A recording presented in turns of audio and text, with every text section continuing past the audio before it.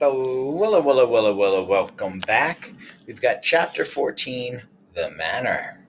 All right, so we know that we're going to be dealing with lords. We're going to be dealing with people who have a little more money, people that are a little higher up in the medieval hierarchy. Let's get into it. Just before the road from the inn turns and makes for the village, there's a hidden path to the manor. Visitors use the main manor road, crossing through the gatehouse and past the apple trees and the stable. Some of the villagers know about the path, but few use it, for it passes too close to the dark woods.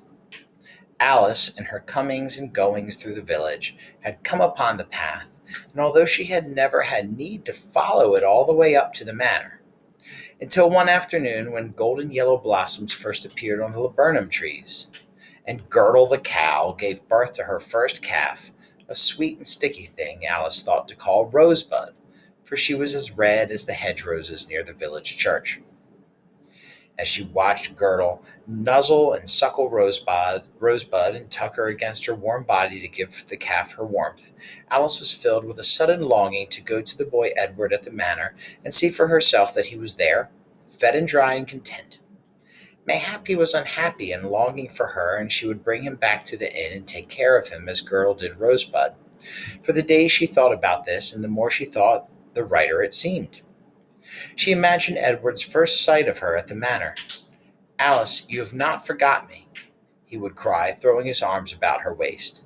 "Have you come to take me away? I pray you have, for I am— Miles, stop! Desolate here without you, and as well as I'm starving and beaten and forced to sleep outside in the snow, and no one cares for me." She would scoop the boy up in her arms, and they would go back together, back to the inn, and Alice would take care of Edward, and this would make her heart content. All she needed was Edward, and all would be well. She was certain of it. So one day, when Jeanette had gone to the market fair at Edernwick to buy a copper pot, a young pig, and a bit of lace for her best kirtle, and no guest but Magister Reese cluttered the table, Alice put the cat in the stable so that he would not follow her, and the sun, warming her wintry spirit, climbed to the manor on its gray-green hill.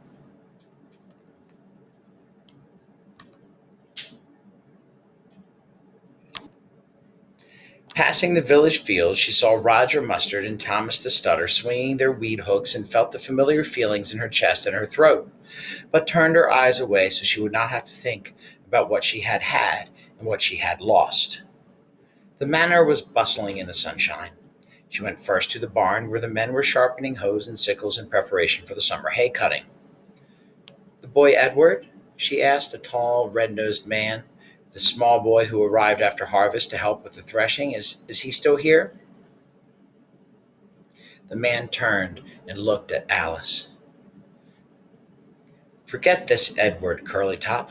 My name is Matt, and I'm 6 times the man he is. Climb up here on this hay bale and give me a warm, sticky kiss." "My hair may be frizzled, but my wits are not," Alice responded. "Save your sticky kisses for your wife or your cow." Alice left the barn and went next to the smithy, where the manor blacksmith and his apprentices were hammering lumps of iron into shoes for the horses.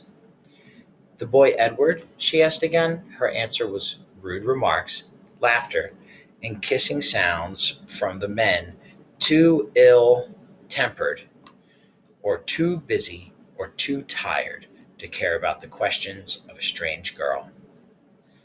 "The boy Edward?" Alice asked the kitchen maid skinning a pig in the manor yard, the laundress boiling great kettles of goose fat for soap, the carpenters fashioning a coffin for old Ned, who had died that morning. None answered. "Corpus bones," said Alice. "I might as well be asking the fence." Finally, she found her way to the shed that served as the manor kitchen, and there found a cook who, judging from the words pouring forth from her mouth with none to listen, would not be reluctant to talk to Alice. "Please, ma'am," said Alice, who had learned that ma'ams and sirs served her well even with cooks and stable boys when asking favors. "Please, ma'am, the boy Edward who came after harvest to help with the threshing, is he still here? Have you seen aught of him?" "Ah, the lamb," the cook cooed, waving her ladle at Alice. "The little lamb. He be here, but too small he is to be swinging that great heavy flail about or wrestling with the oxen and plows and the taunting of the men. So I try to watch over him, the wee duckling, and find him simple tasks to do, suited for a small boy. The cook sat down, her face red from the heat and emotion and the boiling and the stewing going on about her, took off one great leather shoe, and used it to fan her face. She peered closely at Alice. Surely then you'd be the sister he talks about, for you look just like him and could pass for twins. The cook muttered and crossed herself. You need not be twins, she asked, Alice peering closer. I cannot abide twins. No, ma'am, we be not even brother and sister. Ah, never say that, sweet pudding, for you are as alike as two peas, just as you are not twins. No, ma'am. Oh, okay, go ahead, buddy.